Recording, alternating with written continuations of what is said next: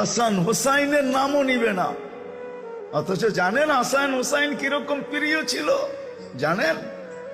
একদিন দুই ভাই আসছে 5-6 বৎসরের ছোট দুজন, আয়সা নানাকে জিজ্ঞাসা করতেছে, নানা জান আপনি উত্তম না আমরা দুইজন উত্তম?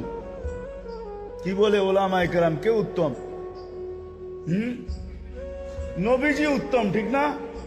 আল্লাহ রসুল জবাব দিছে আমি উত্তম। দুই ভাই হাসতে হাসতে কুটা কুটা হইয়া নানার কোলের ভিতরে শুয়া পড়ছে। আল্লাহ রসুল জিজ্ঞাসা করে এত হাসো কেন? জবাব হয় নাই। জবাব কি হয় নাই?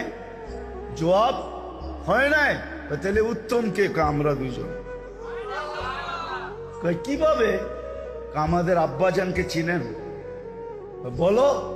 আব্বার পরিচয় দিয়া বলতেছে আবু কালাইসা বিশাই, আমাদের আব্বার সামনে আপনার আব্বা কিছুই না। আমাকে আম্মা জানবে চিনেন তো? বলে বলো।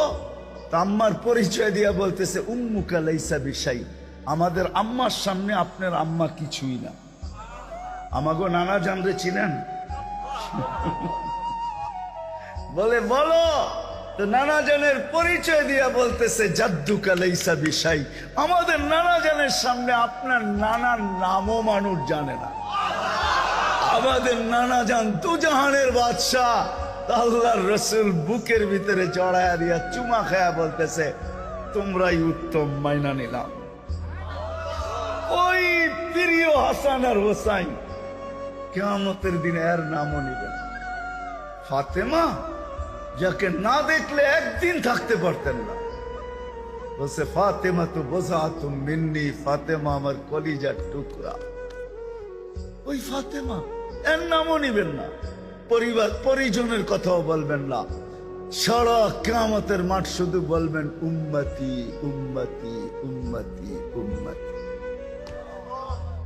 ওই নবীর উম্মত আল্লাহ আমাদেরকে বানাইছেন। হায়, মনে উঠলো অন্যদিকে না যায় আজকে এইদিকে শেষ করতে চাইতেছি, মনে উঠলো এই জন্য বলতেছি। কেমন উম্মতের জন্য দরদ আর ব্যথা, কেমন ব্যথা এখানে উম্মতের জন্য। ওলামা বুঝবে, আপনারা বুঝবেন কি বুঝবেন না জানি না। মুসা আলাইহিস সালামকে আল্লাহ তাজাল্লি দিয়েছিলেন আরশ থেকে, উনি আল্লাহকে দেখতে চাইছিলেন।